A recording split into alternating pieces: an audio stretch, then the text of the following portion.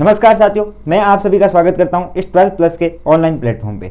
आज हम आपके लिए लेके आए हैं बीएससी थर्ड सेम के कुछ इंपॉर्टेंट क्वेश्चन जो आपके फाइनल एग्जाम के पॉइंट ऑफ व्यू से बहुत ही इंपॉर्टेंट है, यानी कि ये बोले कि उनके फाइनल एग्जाम में आने की पॉसिबिलिटी है वो बहुत ही ज़्यादा है। तो आज के इस वीडियो लेक्चर में हम कुछ ए पार्ट के क्वेश्चन है जिनका सोल्यूशन देखेंगे, ठीक है। और भी हमारे ए पार्ट के कुछ इंपॉर्टेंट क्वेश्चन है और जो लॉन्ग टाइप क्वेश्चन है बी पार्ट में उनकी पीडीएफ है हमारे 12 प्लस के ऐप पे ऑलरेडी अपलोडेड है, क्योंकि हम बी पार्ट के जो भी इंपॉर्टेंट क्वेश्चन है उनका सोल्यूशन यहाँ नहीं कर सकते, ठीक है, पॉसिबल नहीं है यहाँ करवाना। तो उनकी पीडीएफ है वो ऑलरेडी हमारे 12 प्लस के ऐप पे अपलोडेड है और तथा उनका सोल्यूशन है वो भी क्या है हमारे 12 प्लस के जो ऐप है उसके वीडियो लेक्चर में अवेलेबल है। तो आप वहाँ जाके 12 प्लस के ऐप से और भी इंपॉर्टेंट क्वेश्चन देख सकते हो, ठीक है। तो आइए हम इस लेक्चर की आज शुरुआत करते हैं, जिसमें से हमारा पहला क्वेश्चन है वो है कि हमें पूछा गया कि परिनाली की सदिश किसे कहते हैं, यानी कि डिफाइन दी सोलिनॉइडल वेक्टर। तो सोलिनॉइडल वेक्टर क्या होता है उसे हमें डिफाइन करना है, यानी कि उसे परिभाषित करना है, ठीक है। तो सोलिनॉइडल वेक्टर क्या होता है कि आप जैसे कि पढ़ के आए हो डाइवर्जेंस क्या होता है, ग्रेडियंट क्या होता है, कर्ल क्या होता है, इनके बारे में आप पढ़ के आए हो। तो आपने जब डाइवर्जेंस पढ़ा होगा तब आपने एक पढ़ा होगा कि परिनाली के सदिश क्या होता है। तो उस समय क्या होता है कि जब आप परिनाली के किसी वेक्टर का डाइवर्जेंस निकालते हो, अगर उस डाइवर्जेंस की वैल्यू अगर 0 के इक्वल आ जाती है तो उस वेक्टर को हम क्या बोलते हैं, उस वेक्टर को हम बोलते हैं परिनाली के सदिश या सोलिनॉइडल वेक्टर। यानी कि किसी सदिश के डाइवर्जेंस की वैल्यू, यदि डाइवर्जेंस की वैल्यू 0 के इक्वल आ जाती है तो हमारा जो ए वेक्टर है ये क्या कहलाएगा, ये कहलाएगा सोलिनॉइडल वेक्टर, ठीक है। यानी कि किसी वेक्टर के डाइवर्जेंस की वैल्यू किसके इक्वल आनी चाहिए, 0 के इक्वल आनी चाहिए, तो वो वेक्टर क्या कहलाएगा हमारा सोलिनॉइडल वेक्टर। लेकिन आप जब कर्ल पढ़ते हो तो कर्ल में भी आपने एक वेक्टर पढ़ा होता है जिसे बोलते हैं अगुणी सदिश या फिर ई रोटेशनल वेक्टर, ठीक है। जैसे कि किसी के कर्ल की वैल्यू, यदि किसी वेक्टर के कर्ल की वैल्यू 0 के इक्वल आ जाए तो इसे हम क्या बोलते हैं, ई रोटेशनल, ठीक है, ई रोटेशनल वेक्टर बोल सकते हैं, या फिर इसे हिंदी में बोले तो अगुणी सदिश। ये दो प्रकार के सदिश होते हैं। लेकिन हमें यहाँ क्या पूछा गया है, हमें सिर्फ इतना ही पूछा गया है कि सोलिनॉइडल वेक्टर क्या होता है। तो सोलिनॉइडल वेक्टर क्या हो जाएगा कि such vector whose divergence is equal to 0 are called solenoidal vector, ठीक है। तो हम इसकी डेफिनेशन लिखेंगे, ठीक है।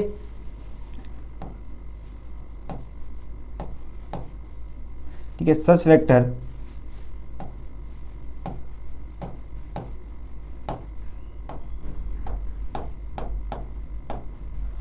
whose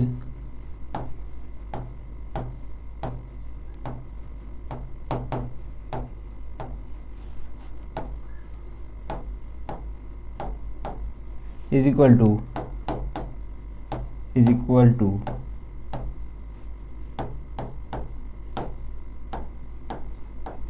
0 are called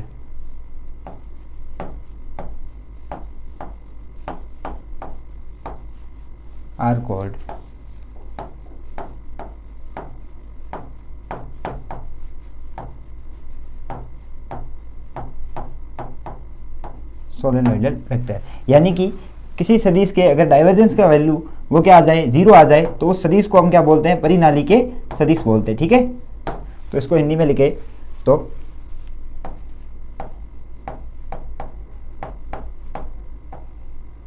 ऐसे सदिश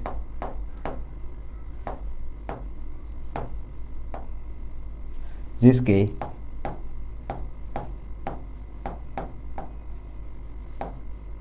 या फिर जिसका, ठीक है,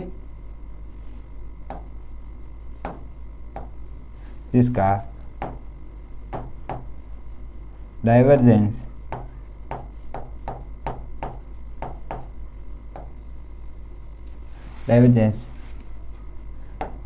इसका डाइवर्जेंस का मान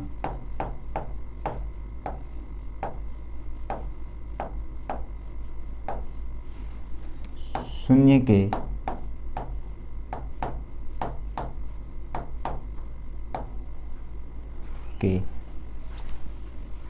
बराबर हो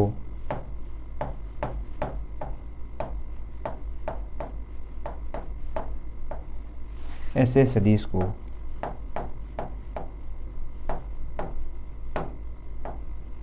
क्या बोलते हैं, परिनाली के सदिश बोलते हैं।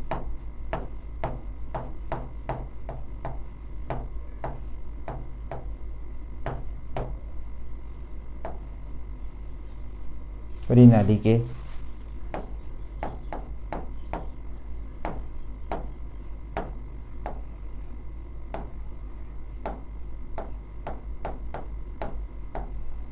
सदिश कहते हैं। ठीक है, तो ऐसे सदिश जिनके डाइवर्जेंस की वैल्यू किसके इक्वल होनी चाहिए, 0 के इक्वल होनी चाहिए, उन सभी सदिश को हम क्या बोलते हैं, परिनाली के सदिश बोलते हैं। ठीक है, अब जैसे मैंने मान लिया कि किसी के डाइवर्जेंस है ऑफ ए वेक्टर, इसकी वैल्यू अगर हमारी 0 के इक्वल आ गई तो हमारा जो ए वेक्टर है, इस वेक्टर को हम क्या बोलेंगे, सोलेनोइडल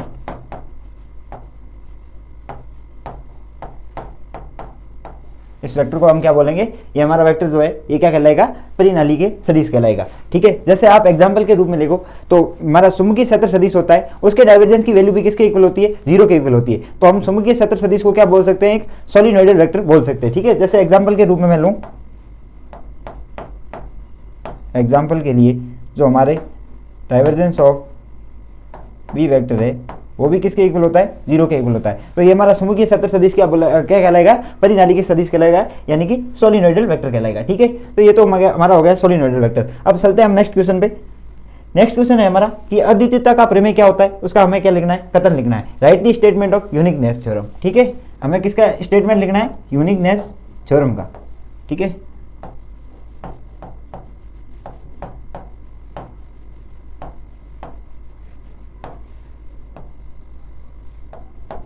ठीक है, तो यूनिकनेस थ्योरम क्या होती है, उसका हमें कथन लिखना है। ठीक है, तो यूनिकनेस थ्योरम क्या होती है कि किसी विद्युत क्षेत्र के किसी बिंदु पर विभव का केवल एक ही मान होता है, जो हमारी लाप्लास और पॉइसन समीकरण, ठीक है, लाप्लास और पॉइसन समीकरण उन दोनों को क्या कर दे, सेटिस्फाई कर दे, तो उसे हम क्या बोलेंगे, ठीक है, इन दोनों को क्या कर दे, सेटिस्फाई बोल दे कर दे, तो ये प्रमेय जो कहलाता है वो क्या कहलाता है, हमारा अद्वितीयता का प्रमेय कहलाता है, यानी यूनिकनेस थ्योरम कहलाती है। ठीक है, तो हम क्या कह सकते हैं कि विद्युत क्षेत्र के किसी बिंदु पर विभव का एक ही मान होता है, जो हमारे लाप्लास समीकरण और जो पॉइसन समीकरण होती है उन दोनों को सेटिस्फाई कर दे। ठीक है, तो इसका स्टेटमेंट क्या हो जाएगा कि the value of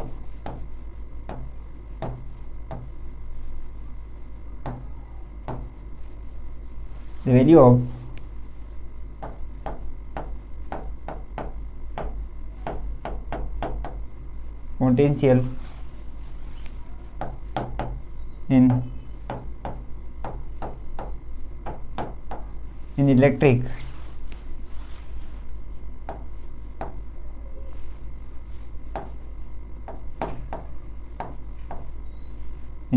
field region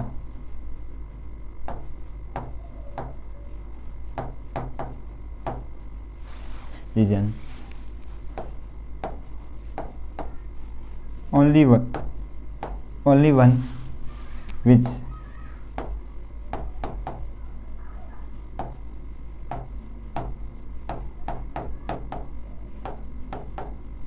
satisfy Poisson and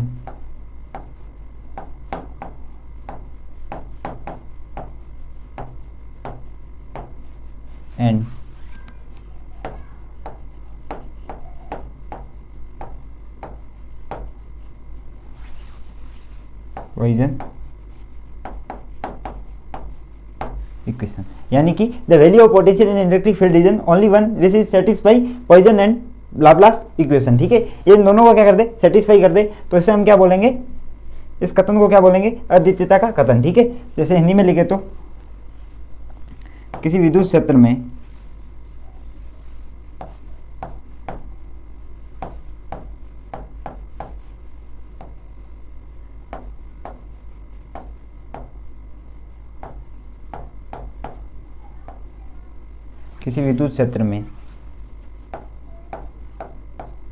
स्थित विद्युत क्षेत्र में स्थित किसी बिंदु पर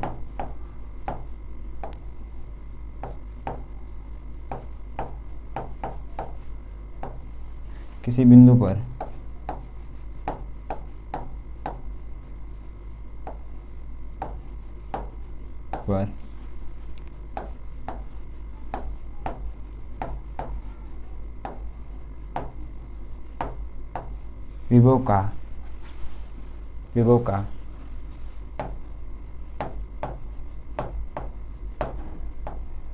केवल एक ही मान मान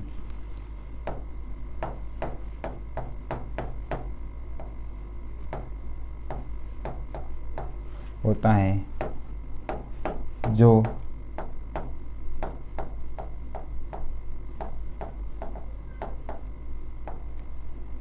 लाप्लास व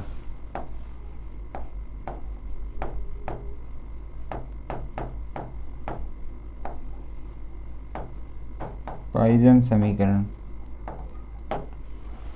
लाप्लास और जो पॉइसन समीकरण है उन दोनों को क्या कर दे, को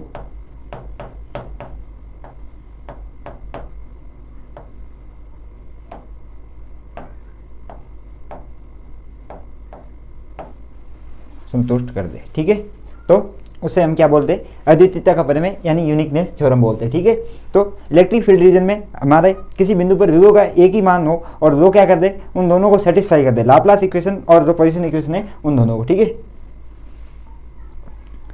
ठीक है, हम चलते हैं नेक्स्ट क्वेश्चन पे।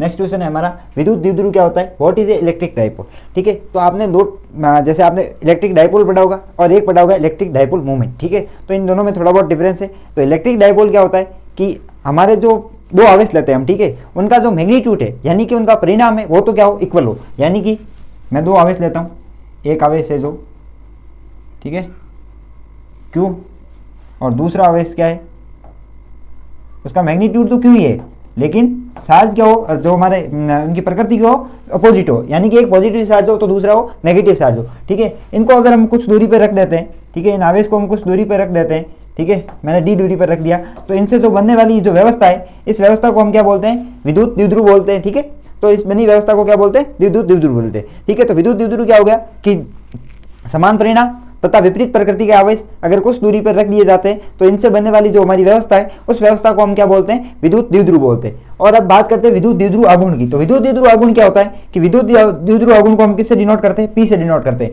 अगर मैं किसी एक आवेश ले लूँ Q और इनके बीच में डिस्टेंस अगर d है तो मैं Q और d का मल्टीप्लाई करा देता हूँ तो हमारा क्या निकल के आएगा, इलेक्ट्रिक डाइपोल मोमेंट निकल के आ जाएगा। ठीक है, इलेक्ट्रिक डाइपोल मोमेंट। ठीक है, तो अगर इलेक्ट्रिक डाइपोल मोमेंट की बात करें तो वो तो बजाएगा P into Q into D. ठीक है, P equal to Q into D. ठीक है, और जो हमारी अगर विद्युत द्विध्रुव की बात बोले तो क्या बन जाएगा कि दो समान प्रकृति, समान परिणाम तथा विपरीत प्रकृति के आवेश अगर कुछ दूरी पर रख दिए जाते हैं तो इनसे बनने वाली जो हमारी व्यवस्था है वो हमारी व्यवस्था क्या कहलाएगी, विद्युत द्विध्रुव कहलाएगी। ठीक है, तो इसकी डेफिनेशन लिखते हैं।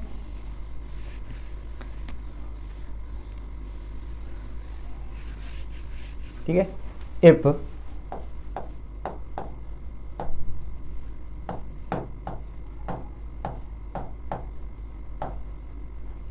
if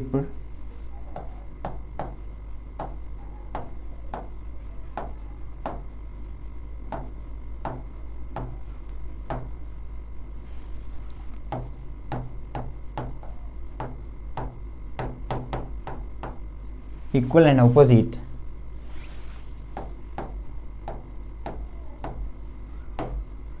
charges separated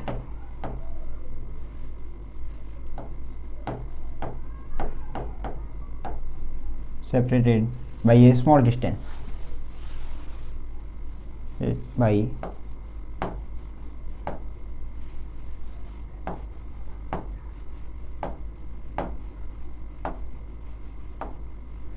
a small distance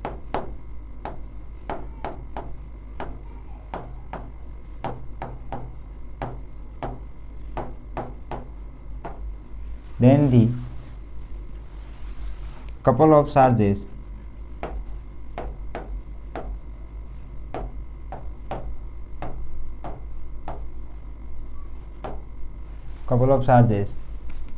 known as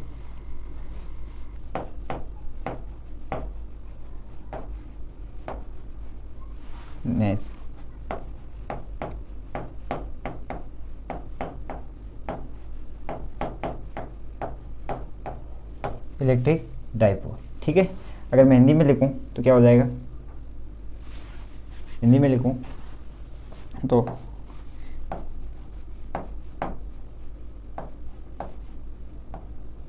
यदि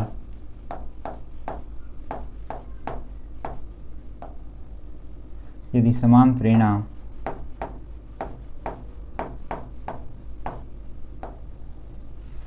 व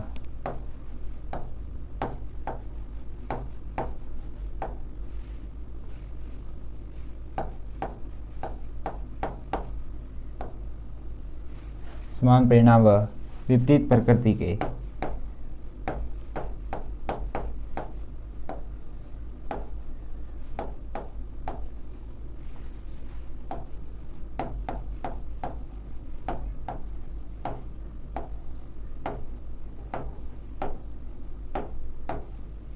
आवेश कुछ दूरी पर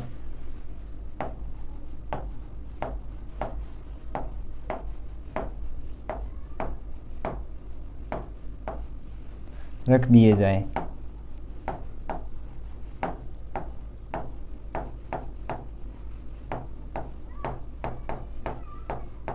तो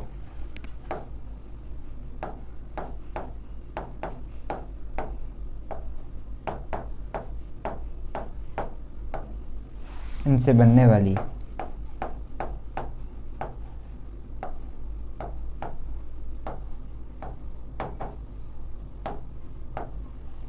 व्यवस्था विद्युत द्विध्रुव कहलाती है।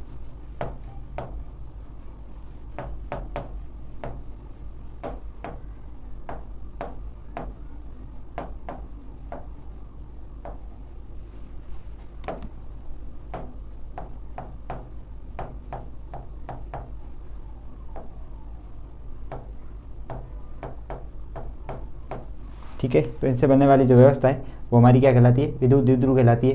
जैसे भाई हमारा एक क्यू आवेश है, ठीक है, पॉजिटिव आवेश है, एक क्यू नेगेटिव आवेश है।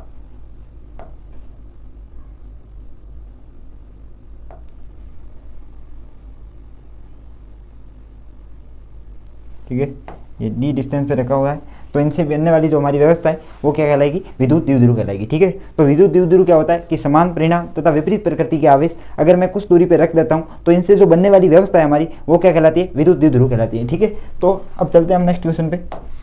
नेक्स्ट क्वेश्चन है हमारा कि क्लॉसियस-मोसर्टी संबंध लिखना है। ठीक है, हमें राइट दी क्लॉसियस-मोसर्टी इक्वेशन। ये बहुत ही इंपॉर्टेंट क्वेश्चन है जो हर बार एग्जाम में शायद पूछा जाता है। ठीक है, लगभग तो हर बार ही पूछा जाता है, बी पार्ट में तो लगभग पूछा ही जाता है। ठीक है, तो क्लॉसियस-मोसर्टी संबंध क्या होता है, बेसिकली ये क्या करता है कि हमारी परमाणुविक ध्रुवणता, ठीक है, जिसे हम एल्फा से डिनोट करते हैं। ठीक है, एल्फा से, और जो हमारी विद्युत प्रवृत्ति होती है काई, उनके बीच में क्या बताता है, ये क्या बताता है, रिलेशन बताता है। ठीक है, ठीक है, ये क्या बताता है, रिलेशन बताता है।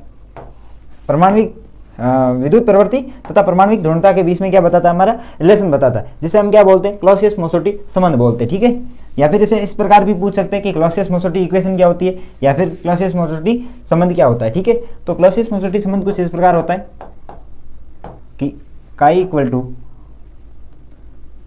काई upon chi plus 3 equal to N alpha upon 3 epsilon. ठीक है, जिसे हम क्या बोलते हैं कि ये क्या है, काई है। ठीक है, जिसे विद्युत प्रवृत्ति बोलते हैं, और एल्फा क्या हमारी परमाणुविक ध्रुवणता है। तो इन दोनों के बीच में जो इंटर रिलेशन होता है उसे हम क्या बोलते हैं, क्लॉसियस-मोसर्टी संबंध बोलते हैं। ठीक है, यानी कि जो हमारे, देखिए फर्दर इसको आगे हम सॉल्व कर सकते हैं, क्योंकि काई की वैल्यू है वो एप्सिलॉन आर माइनस 1 के इक्वल होती है। ठीक है, जो एप्सिलॉन आर है, ठीक है, वो क्या होती है, अपेक्षित विद्युतशीलता होती है। ठीक है, तो यहाँ पे हम chi equal to epsilon R minus 1 रख सकते हैं, तो इस इक्वेशन में हम रख देते हैं। ठीक है, upon plus 3 equal to N alpha upon 3 epsilon. ठीक है, तो अगर मैं इसको फर्दर सॉल्व करूं तो E R minus 1 equal to 1 upon plus 2 equal to N alpha upon 3 epsilon. इसे हम क्या बोलते हैं, क्लॉसियस-मोसर्टी संबंध, या फिर क्लॉसियस-मोसर्टी इक्वेशन। ठीक है, इसे क्या बोलते हैं,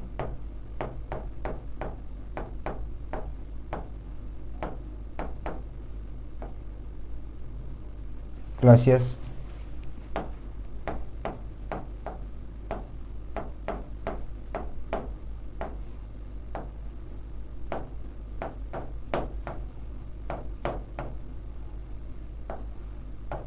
ठीक है, इसे क्या बोलते हैं हम, क्लॉसियस-मोसोटी संबंध बोलते हैं। ठीक है, अगर आप क्लॉसियस-मोसोटी के संबंध हैं, ठीक है, वो बी पार्ट में हर बार क्वेश्चन पूछा जाता है। तो इसका जो हमारा क्वेश्चन है बी पार्ट में इंपॉर्टेंट क्वेश्चन की जो पीडीएफ है 12 प्लस के ऐप पे, उस पर हमने डाल रखी है और इसका पूरा सॉल्यूशन भी हमने हमारे ऐप पे करवा रखा है। तो आप वहाँ 12 प्लस के ऐप पे जाके इस पूरी क्लॉसियस-मोसोटी संबंध किस प्रकार डिराइव होता है उसका पूरा आप सॉल्यूशन देख सकते हो। ठीक है, तो 12 प्लस के ऐप पे ये ऑलरेडी अपलोडेड है। आगे चलते हैं हम नेक्स्ट क्वेश्चन पे, वो है कि स्वप्रेरण गुणांक व अनियनित प्रेरण गुणांक के बीच में हमें क्या बताना है, संबंध बताना है। ठीक है, तो अनियनित प्रेरण गुणांक क्या होता है, स्वप्रेरण गुणांक क्या होता है, इसके बारे में मैं पूरा 12 प्लस के ऐप पे इसके भी वीडियो डाल रखा है, तो आप वहाँ जाके देख सकते हो। तो हमें सिर्फ इतना ही पूछा गया है इसमें कि स्वप्रेरण गुणांक व अनियनित प्रेरण गुणांक के बीच में हमें क्या बताना है, संबंध बताना है। ठीक है, तो हम अनियनित प्रेरण गुणांक को किससे रिप्रेजेंट करते हैं, एम से, और स्वप्रेरण गुणांक को एल से। तो इनके बीच में क्या रिलेशन होता है उसे हमें रिलेशन को बताना है। ठीक है, तो अनियनित प्रेरण गुणांक व स्वप्रेरण गुणांक के बीच में क्या रिलेशन होता है, m इक्वल टू होता है root of L1 into L2। ठीक है, ये अनियनित प्रेरण गुणांक व स्वप्रेरण गुणांक के बीच में रिलेशन होता है। तो अगर हम अनियनित प्रेरण गुणांक और स्वप्रेरण गुणांक के बीच में जब रिलेशन फाइंड आउट करते हैं तो उस समय क्या करते हैं, हम दो कुंडलियां लेते हैं, तो उनसे जो प्रेरित्व आता है, प्राथमिक कुंडली से संबंधित प्रेरित्व है वो है L1 और द्वितीय कुंडली से संबंधित जो प्रेरित्व है वो L2 है। और इन दोनों का जो म्यूचुअल इंडक्टेंस है जिसे हम किससे रिप्रेजेंट करते हैं, m से रिप्रेजेंट करते हैं। तो m की वैल्यू है वो किसके इक्वल होती है, root of L1 into L2। ठीक है, यानी कि प्राथमिक कुंडली का स्वप्रेरित्व इंटू द्वितीय कुंडली का स्वप्रेरित्व के रूट के इक्वल होती है। ठीक है, लेकिन बेसिकली ये जो इक्वेशन है वो दोनों इक्वल नहीं होती है, इनके बीच में एक क्या लगता है, कपलिंग कोएफिशिएंट लगता है। ठीक है, यानी कि इनके बीच में क्या है, एक युग्मन गुणांक। ठीक है, ये क्या है,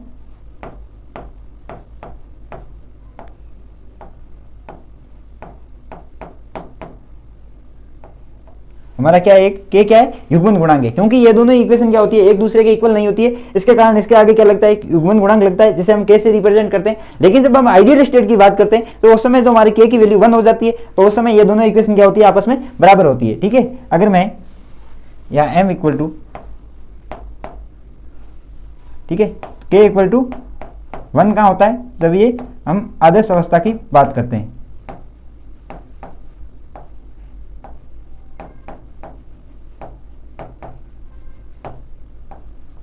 हम आदर्श अवस्था की बात करते हैं उस समय k इक्वल टू 1 होता है, तो हमारी ये इक्वेशन बन जाती है। ठीक है, तो आगे चलते हैं हम नेक्स्ट क्वेश्चन पे।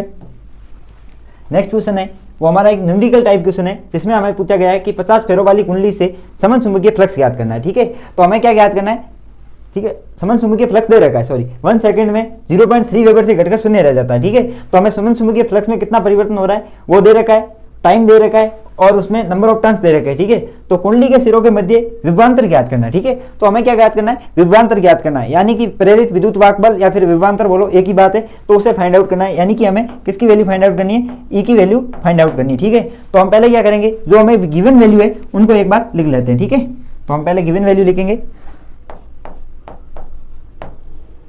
ठीक है, the magnetic flux related to a 50 turns coil decreases from 0.3 Weber to 0 in 1 second. Find the value of induced potential difference between the ends of coil. ठीक है, तो हमें क्या दे रखा है, कितने टर्न्स है, टर्न्स दे रखी है, टर्न्स की वैल्यू n की वैल्यू दे रखी है, कितनी है 50 है। ठीक है, और हमें दे रखा है कि चुंबकीय फ्लक्स में परिवर्तन दे रखा है। ठीक है, यानी कि d फाई की वैल्यू हमें दे रखी है। तो d फाई इक्वल टू क्या होता है, d फाई दे रखा है वो कितने से परिवर्तन हो रहा है, 0.3 से 0 की ओर, तो ये कितना हो गया 0.3 माइनस। ठीक है, डी फाई की वैल्यू आ गई और हमें टाइम की वैल्यू कितनी दे रखी है, यानी कि डी टी की वैल्यू दे रखी है वो कितनी है 1 सेकेंड। ठीक है, और ये दे रखी है हमें वेबर। ठीक है, तो हमें क्या ज्ञात करना है, प्रेरित विद्युत वाहक बल ज्ञात करना है। ठीक है, तो प्रेरित विद्युत वाहक बल ज्ञात करने के लिए हम क्या करेंगे, फैराडेज लॉ का यूज करेंगे। ठीक है, तो फैराडेज लॉ क्या कहता है, फैराडेज लॉ क्या कहता है कि यदि किसी कुंडली से संबंधित चुंबकीय फ्लक्स में परिवर्तन करते हैं तो उसमें क्या होता है, एक प्रेरित विद्युत वाहक बल उत्पन्न हो जाता है। ठीक है, और फैराडे जो इक्वेशन दी थी वो विद्युत वाहक बल और चुंबकीय फ्लक्स में परिवर्तन के लिए वो कुछ इस प्रकार थी। ठीक है, जहाँ n क्या है, number of turns in coil. ठीक है, और डी बाई ये उसमें कितना चुंबकीय फ्लक्स में हम परिवर्तन कर रहे हैं, और ई क्या हमारा विद्युत फ्लक्स है। ठीक है, तो ये हमने कहाँ से लिखा, फ्रॉम फेराडेज लॉ। अगर आप डिटेल में फेराडेज लॉ को डिटेल में देखना चाहते हो तो हमारे 12 प्लस के ऐप पे फेराडेज लॉ पे एक पूरा हमारा लेक्चर है, वो अपलोडेड है, तो वहाँ जाके आप 12 प्लस से देख सकते हो। ठीक है, फ्रॉम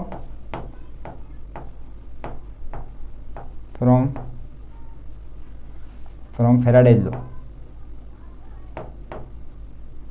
ठीक है, तो फेराडेज लॉ से हम इसकी वैल्यू फाइंड आउट कर सकें। ठीक है, तो हमें किसकी वैल्यू गिवन है, एन की वैल्यू गिवन है कितनी है 50, और डी फाई की वैल्यू कितनी है -0.3। ठीक है, अपॉन हमें टी की वैल्यू कितनी है गिवन है। ठीक है, तो E equal to minus into minus क्या हो जाएगा प्लस, इसको मैं 50 इंटू 0.3 लिख सकता हूँ। तो ई इक्वल टू क्या आ जाएगा, मैं 50 इंटू 0.3 करूँगा तो इसको मैं क्या लिख सकता हूँ 5 इंटू 3 लिख सकता हूँ। तो टोटली हमारी वैल्यू क्या आ जाएगी 15 वोल्ट आ जाएगी। ठीक है,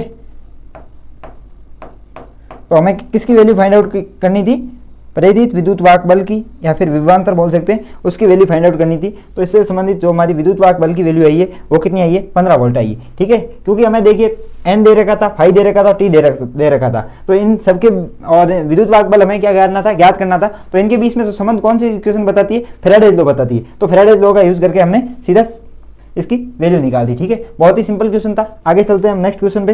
नेक्स्ट क्वेश्चन है हमारा कि श्रेणी क्रम व समांतर क्रम अनुनादी एलसीआर अनुनादी परिपथ में हमें दो अंतर लिखने हैं। ठीक है, तो श्रेणी क्रम एलसीआर परिपथ और जो हमारा समांतर क्रम एलसीआर परिपथ है उनके बीच में दो क्या रखने हैं, हमें अंतर लिखने हैं। ठीक है, तो पहला अंतर क्या होता है कि जो हमारा एलसीआर सीरीज परिपथ होता है, ठीक है, एलसीआर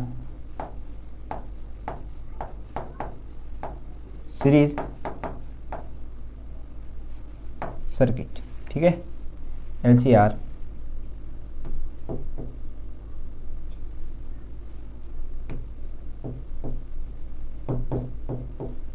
ठीक है, एलसीआर सीरीज सर्किट।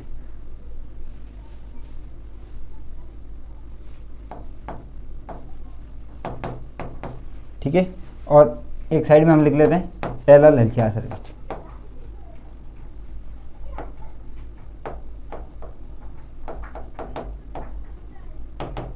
ठीक है, तो इनमें पहला अंतर होता है कि जिसमें अनुनादी आवृत्ति होती है ओमेगा आर, वो क्या होती है 1/√LC, लेकिन जो इसमें हमारी अनुनादी आवृत्ति होती है वो क्या होती है omega R equal to √1/LC minus R² upon L² होती है।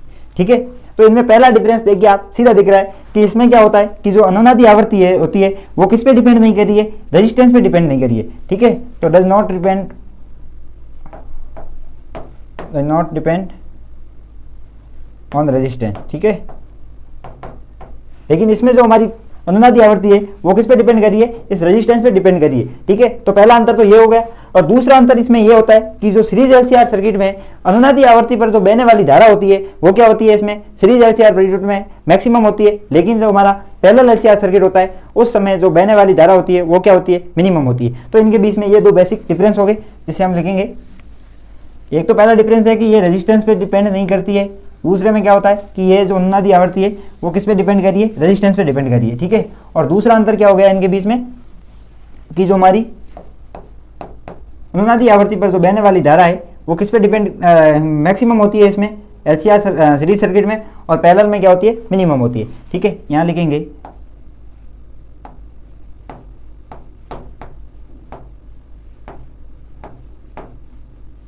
सीरीज एलसीआर, यहाँ लिखेंगे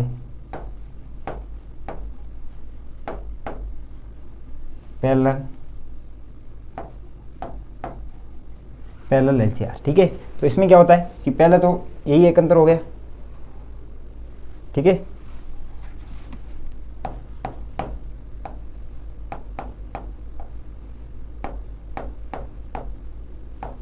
अनुनादी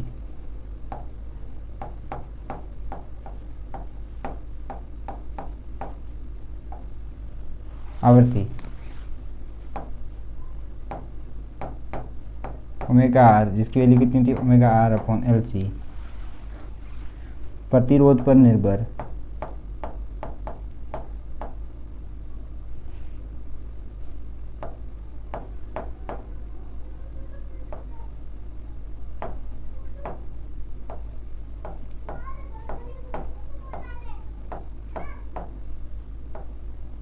प्रतिरोध पर निर्भर नहीं करती है। ठीक है, ये प्रतिरोध पर निर्भर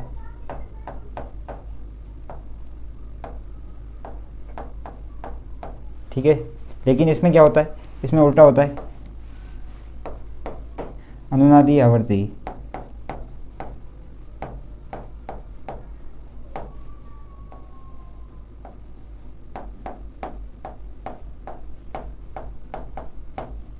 जिसकी वैल्यू कितनी होती है, omega R equal to root of 1 upon L C minus R square upon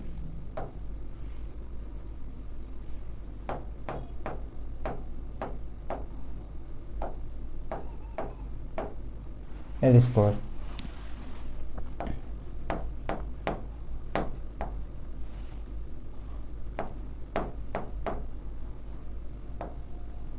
प्रतिरोध पर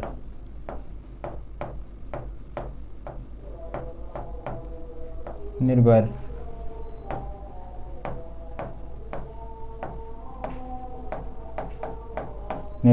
करती है। ठीक है, तो पहला डिफरेंस इनके बीच में यही हो गया कि जो अनुनादी आवृत्ति है वो क्या करती है, इनके बीच में जो इस पे रेजिस्टेंस पे डिपेंड नहीं कर रही है, और वो क्या कर रही है, रेजिस्टेंस पे निर्भर करती है। ठीक है, तो यहाँ से हम लिखेंगे, इंग्लिश में लिखे तो रेजोनेंस फ्रीक्वेंसी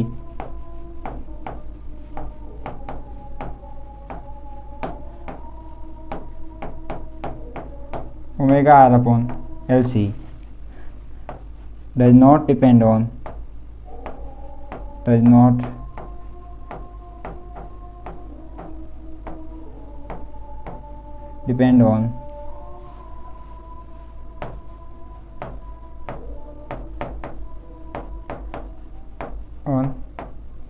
रेजिस्टेंस। ठीक है, जो हमारी है वो फ्रीक्वेंसी है वो रेजिस्टेंस पे डिपेंड नहीं कर रही है। ठीक है, लेकिन यहाँ पर क्या होता है, इसमें उल्टा होता है कि हमारी resonance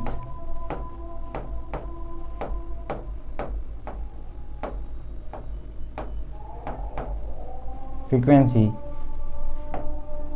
omega R equal to root of L C minus R square upon L square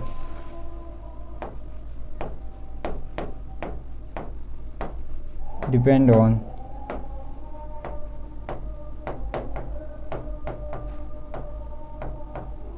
resistance. ठीक है, तो इनमें जो हमारी रेजिस्टेंस पे डिपेंड करती है। ठीक है, दूसरा अंतर क्या होता है,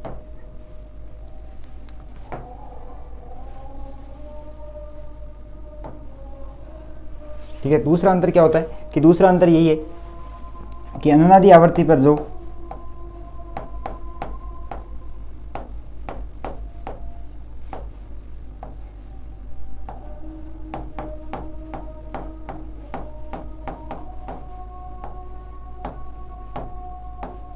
पर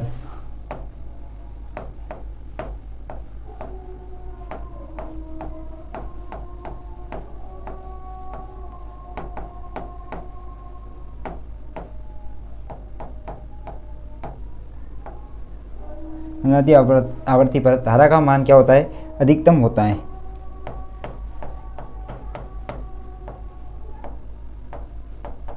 लेकिन इसमें क्या होता है, उल्टा होता है। इसमें होता है कि अनुनादी आवृत्ति पर धारा का मान न्यूनतम होता है। ठीक है, अनुनादी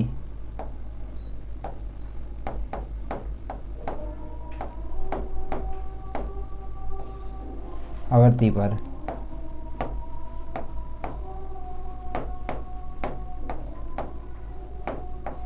धारा का मान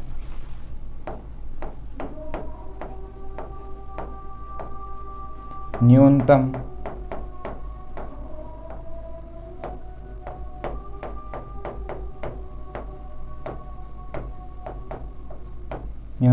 होता है। ठीक है, तो दो डिफरेंस हो गए इसके बीच में। तो यहाँ से लिखेंगे the value of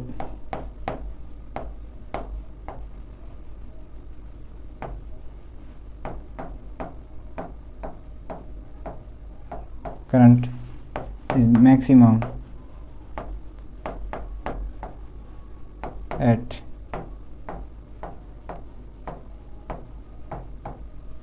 resonance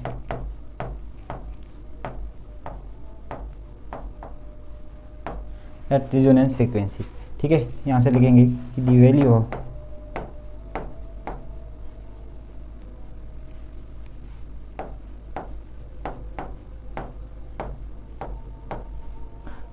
current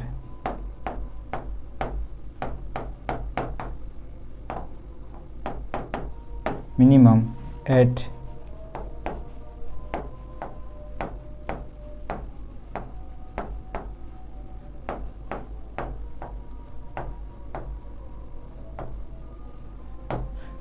resonance frequency. तो इनके बीच में ये दो डिफरेंस हो गए। ठीक है, तो पहला डिफरेंस है ये है कि सीरीज एलसीआर सर्किट में जो हमारी अनुनादी आवृत्ति है वो किस पे डिपेंड नहीं करी है, प्रतिरोध पे डिपेंड नहीं करी है। लेकिन हमारे पैरेलल एलसीआर सर्किट की बात करते हैं तो उस समय क्या होता है कि जो हमारी रेजोनेंट फ्रीक्वेंसी है वो किस पे डिपेंड करी है, रेजिस्टेंस पे डिपेंड करी है।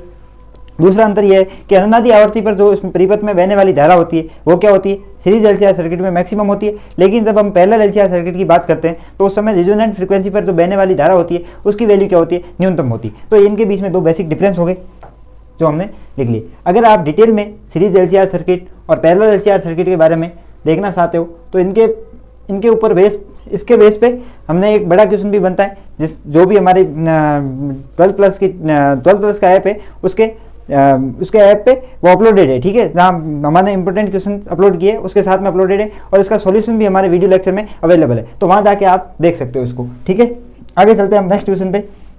नेक्स्ट क्वेश्चन क्या है कि सीआर परिपथ में कालांक को परिभाषित कीजिए, यानी कि हमें टाइम पीरियड को परिभाषित करना है। ठीक है, सीआर सर्किट यानी रेजिस्टेंस एंड कैपेसिटर सर्किट, यानी कि संधारित्र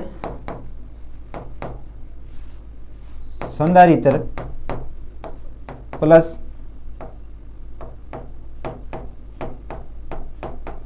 प्रतिरोध परिपथ।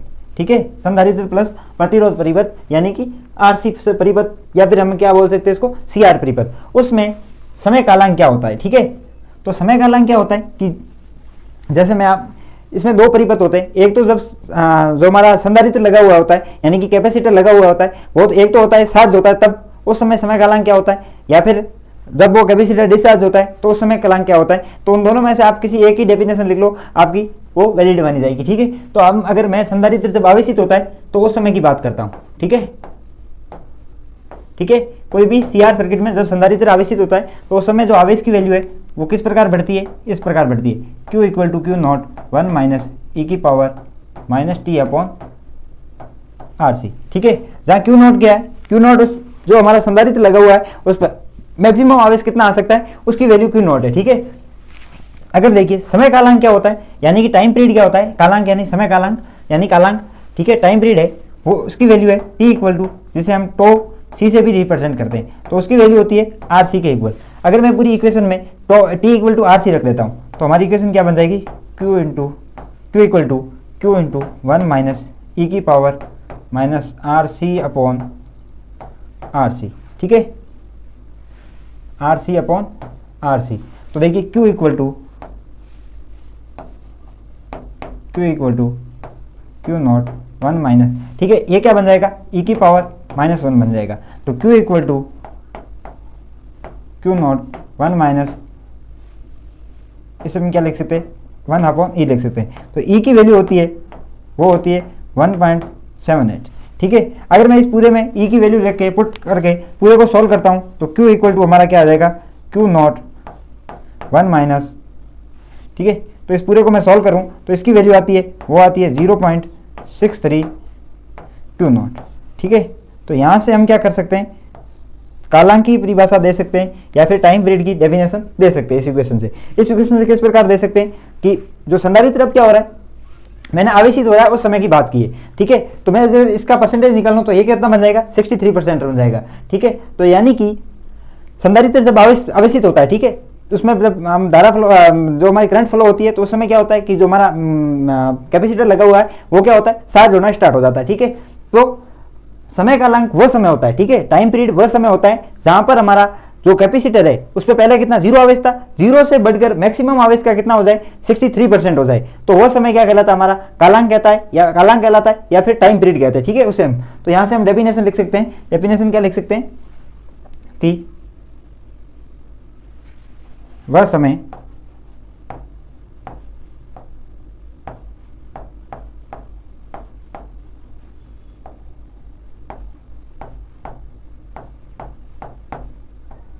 जहाँ पर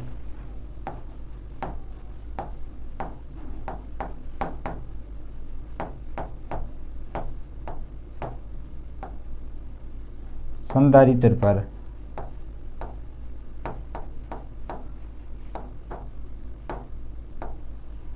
आवेश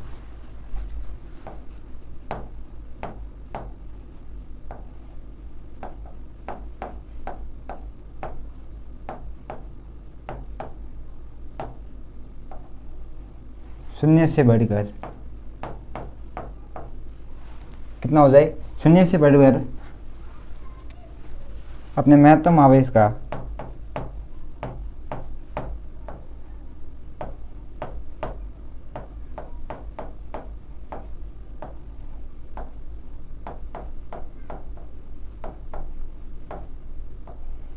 आवेश का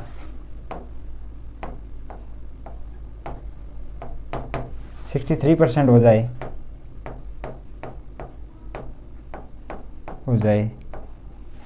तो वो टाइम पीरियड या फिर क्या कहलाता है,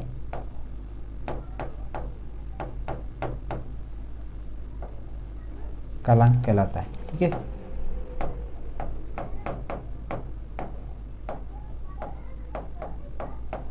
यानी कि वो क्या हो जाए कि आवेश की वैल्यू है वो पहले जीरो थी, जब संधारित्र वो आवेश बढ़ना स्टार्ट हो जाता है, ठीक है, जब उसमें धारा फ्लो कराएंगे यानी कि करंट फ्लो कराएंगे तो उस समय जो आवेश की वैल्यू है, ठीक है, धीरे धीरे बढ़ेगी। वह टाइम जहाँ पर वो आवेश की वैल्यू जीरो से हमारी जो महत्तम आवेश है, ठीक है, यानी क्यू नॉट है, उसका कितना हो जाए 63% हो जाए। यानी कि मैं बात करूँ कि कैपेसिटर पर जो टोटल आवेश है वो महत्तम आवेश की वैल्यू कितनी हो जाए 100 है। ठीक है, मान लिया, तो जब वो जीरो है, ठीक है, कैपेसिटर पर जब हम करंट फॉलो कराते हैं तो वो कैपेसिटर क्या होता है, चार्ज होना स्टार्ट हो जाता है। तो कैपेसिटर चार्ज होते होते उसकी वैल्यू जहाँ 63 हो जाएगी, तो वो टाइम 0 से 63 कैपेसिटर को चार्ज होने में कितना टाइम लगा है, उस टाइम को हम क्या बोलते हैं, कालांक बोलते हैं या फिर टाइम पीरियड बोलते हैं। ठीक है, तो इसमें इस प्रकार हम टाइम पीरियड की डेफिनेशन दे सकते हैं। आगे चलते हैं हम नेक्स्ट क्वेश्चन पे। ठीक है, आगे चलते हैं नेक्स्ट क्वेश्चन पे। नेक्स्ट क्वेश्चन है कि मुक्त आकाश के लिए मैक्सवेल समीकरण क्या होती है, right the Maxwell equation in free space. ठीक है, तो हमने मैक्सवेल इक्वेशन को तीन स्पेस में पढ़ा था, एक तो होता है कंडक्टिंग मीडियम में, एक नॉन कंडक्टिंग मीडियम में, एक और फ्री स्पेस में। लेकिन हमें क्या पूछा गया है कि फ्री स्पेस में हमें मैक्सवेल इक्वेशन लिखनी है। ठीक है, तो मैक्सवेल इक्वेशन बेसिकली अगर मैं कंडक्टिंग मीडियम में लिखना चाहूँ तो वो क्या होती है, मैक्सवेल इक्वेशन होती है किसी कंडक्टिंग मीडियम के del dot E equal to rho upon epsilon not del dot B equal to 0 del cross E equal to minus del B upon del T del cross B vector equal to mu not J plus epsilon E del E upon del T. ये सब क्या है, vector quantity है।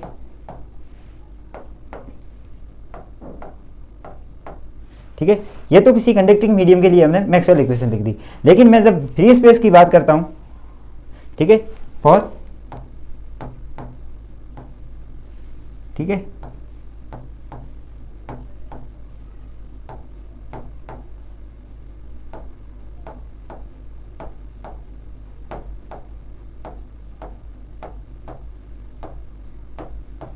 मैं अगर किसी free space के लिए बात करता हूं तो उस समय क्या होता है कि जो हमारी चार्ज डेंसिटी रो उसकी वैल्यू क्या हो जाती है, जीरो हो जाती है। अगर मैं फ्री स्पेस के लिए बात करूं तो वहां क्या होती है, हमारी चार्ज डेंसिटी जीरो होती है और जे जो जे है हमारे, जिसे हम क्या बोलते हैं करंट डेंसिटी, तो जे और जो हमारी रो है उनकी वैल्यू है फ्री स्पेस के लिए जीरो बन जाएगी। अगर मैं इन पूरी इक्वेशन के अंदर रो इक्वल टू जीरो और जे इक्वल टू जीरो रख दूं तो हमारी किसी फ्री स्पेस के लिए मैक्सवेल इक्वेशन आ जाएगी। ठीक है, तो देखिए यहाँ मैं रो इक्वल टू 0 रखूंगा तो del dot E equal to क्या हो जाएगा, 0 हो जाएगा। तो ये हमारी मैक्सवेल फर्स्ट इक्वेशन है फ्री स्पेस के लिए, वो क्या आएगी, 0 आएगी। ठीक है, अगर मैं डेल डॉट बी की वैल्यू क्या आ जाएगी, 0, और del cross E vector minus del B upon del T, क्योंकि इसमें नहीं तो जे है और नहीं क्या है, रो है, तो ये इक्वेशन एज इट इज आ जाएगी।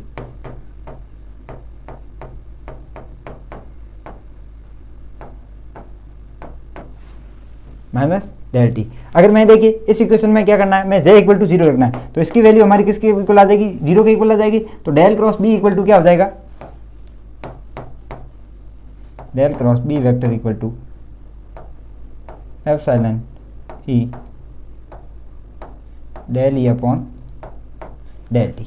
ठीक है, तो ये हमारी इक्वेशन आ गई। तो फ्री स्पेस के लिए अगर मैक्सवेल इक्वेशन पूछा जाए तो हमें ये इक्वेशन लिखनी है। ठीक है, ठीक है, फॉर फ्री स्पेस।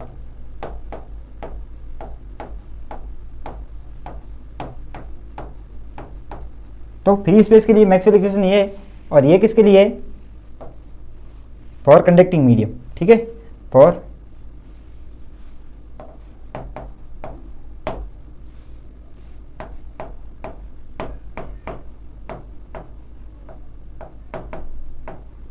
ठीक है, तो ये किसी कंडक्टिंग मीडियम के लिए मैक्सवेल इक्वेशन है और फ्री स्पेस के लिए मैक्सवेल इक्वेशन है। ठीक है, तो आपको अगर ये पूरा पढ़ना है कि भाई मैक्सवेल इक्वेशन कहाँ से आती है, ठीक है, और इनके ऊपर जो भी इंपॉर्टेंट क्वेश्चन है बी पार्ट में, वो भी हमारी जो 12+ का ऐप है उसके पीडीएफ इंपॉर्टेंट क्वेश्चन के पीडीएफ में ऑलरेडी अपलोडेड है, और इनका सॉल्यूशन, ठीक है, जो मैक्सवेल इक्वेशन ये कहाँ से आती है, इनका पूरा डेरिवेशन है, वो हमारे 12+ के ऐप के वीडियो लेक्चर में ऑलरेडी अपलोडेड है। तो आप 12+ के ऐप से जाके देख सकते हो। अगर आप नॉन कंडक्टिंग मीडियम के लिए पॉइंटिंग थ्योरम क्या होती है, इन सब के बारे में, प्रतिबाधा क्या होती है, इंपीडेंस क्या होता है, उस सब के बारे में डिटेल में चर्चा हमारे वीडियो लेक्चर में ऑलरेडी कर चुके हम। तो आप 12+ के ऐप पे जाके ये सब देख सकते हो। ठीक है, आगे चलते हैं हम नेक्स्ट क्वेश्चन पे। जो हमारा लास्ट क्वेश्चन है वो है कि विक्षेपण को परिभाषित कीजिए, डिफाइन दी डिस्पर्जन। डिस्पर्जन एक ऐसी घटना है, प्रकाशीय घटना है, जैसे आप देखिए कि कोई भी प्रकाश है ना, वो किसी प्रिज्म या फिर किसी मतलब ऐसे मीडियम से टकरा के अपने अवयवी रंगों में क्या हो जाता है, विभक्त हो जाता है। तो इसी घटना को हम क्या बोलते हैं, विक्षेपण कहते हैं। ठीक है, तो आपने देखिए दैनिक जीवन में आपने विक्षेपण की घटना भी देखी होगी। जैसे मैं बात करूं रेनबो यानी इंद्रधनुष की, बारिश के टाइम में जो रेनबो बनता है वो क्या एक विक्षेपण की घटना है। ठीक है, ये कैसे बनता है कि जैसे कोई सूर्य की प्रकाश आता है, ठीक है, ऊपर से बारिश जब खत्म होती है तो उसमें जो हमारा वायुमंडल है उसमें क्या होते हैं, हमारी पानी की बूंदें उपस्थित होती है। ठीक है, तो जब सूर्य का प्रकाश उन पानी की बूंदों पे गिरता है, मतलब पड़ता है, ठीक है, तो सूर्य का प्रकाश, तो उस समय क्या होता है कि सूर्य का प्रकाश अपने अवयवी रंगों में विभक्त हो जाता है, रेड, वायलेट, ऐसे जो इंडिको जो भी रंग है उनमें विभक्त हो जाता है। तो जो हमें रेनबो दिखता है वो किसके कारण दिखता है, विक्षेपण के कारण भी दिखता है। ठीक है, तो विक्षेपण क्या होता है कि प्रकाश का अपने अवयवी रंगों में विभक्त होना, जिसे हम क्या बोलते हैं, विक्षेपण बोलते हैं। ठीक है, तो हम यहां से लिखेंगे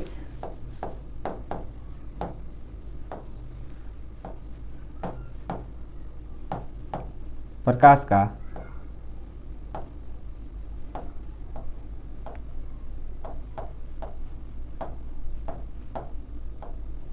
अपने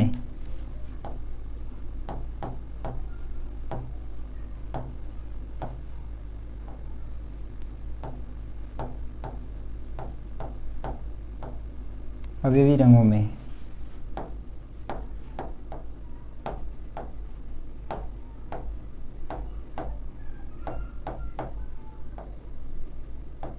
विभक्त होने की घटना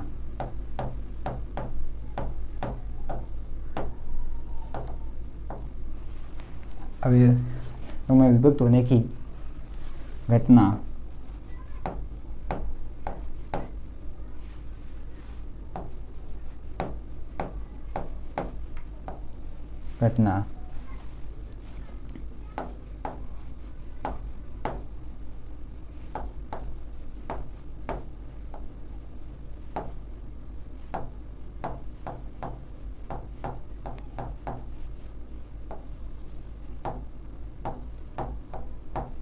विक्षेपण कहलाती है। ठीक है, प्रकाश का अपने विभिन्न रंगों में जो विभक्त होने की घटना है उसे हम क्या बोलते हैं, विक्षेपण बोलते हैं। ठीक है, तो इंग्लिश में लिखे तो the phenomenon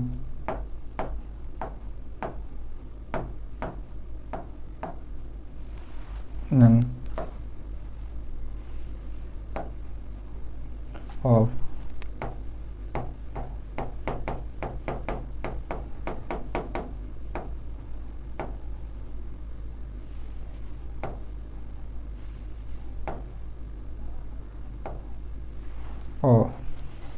splitting light into its distinct color.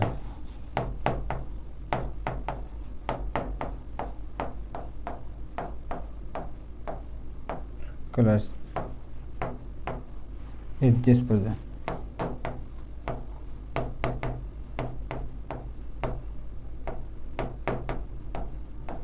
ठीक है, तो जो हमारी लाइट है उसकी स्प्लिटिंग क्या कहलाती है, डिस्पर्जन कहलाती है। ठीक है, जैसे मैं एक एग्जांपल के लिए बात करूं,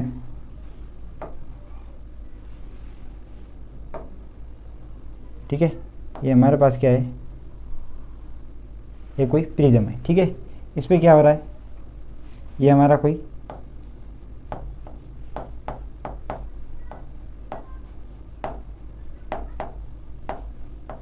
श्वेत प्रकाश आपतित हो रहा है। ठीक है, तो ये हमारा श्वेत प्रकाश कुछ इस प्रकार सीधा जाना चाहिए, लेकिन ये सीधा नहीं जाके क्या होता है, अपने अवयवी रंगों में क्या हो जाता है, विभक्त हो जाता है।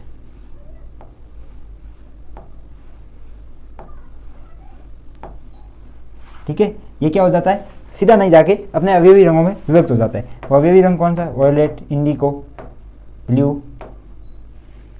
Green, yellow, orange and red. ठीक है, तो ये अपने अवयवी रंगों में क्या हो जाता है, विभक्त हो जाता है। ठीक है, तो ये जो हमारा विचलन कौन है, वो डेल्टा आर है, और जो ये हमारा लास्ट वाला विचलन कौन है, विचलन कौन है, वो क्या है, डेल वी, यानी वॉयलेट का, और ये क्या है, रेड का विचलन कौन है। ठीक है, तो ये अपना श्वेत प्रकाश जाना तो सीधा सही है, लेकिन ये विक्षेपित हो जाता है, तो इस घटना को हम क्या बोलते हैं, विक्षेपण बोलते हैं। ठीक है, तो देखिए आज के इस लेक्चर में हमने क्या किया कि कुछ ए पार्ट के इंपॉर्टेंट क्वेश्चन थे, उनका क्या किया, सॉल्यूशन देखा। ठीक है, तो और भी हमारे जो मैं पहले भी बता चुका हूँ, और भी इंपॉर्टेंट क्वेश्चन है। ठीक है, ए पार्ट में और भी कुछ इंपॉर्टेंट क्वेश्चन है, और जो लॉन्ग टाइप क्वेश्चन है बी पार्ट के, उनकी जो इंपॉर्टेंट क्वेश्चन की पीडीएफ है वो हमारे 12+ पे ऑलरेडी हमने अपलोड कर चुके हैं, और उनके जो सॉल्यूशन है, ठीक है, उन क्वेश्चंस के सॉल्यूशन है हमारे वीडियो लेक्चर में ऑलरेडी अपलोडेड है। ठीक है, तो आप 12+ के ऐप पे जाके ये सारा कंटेंट देख सकते हो। ठीक है, थैंक यू।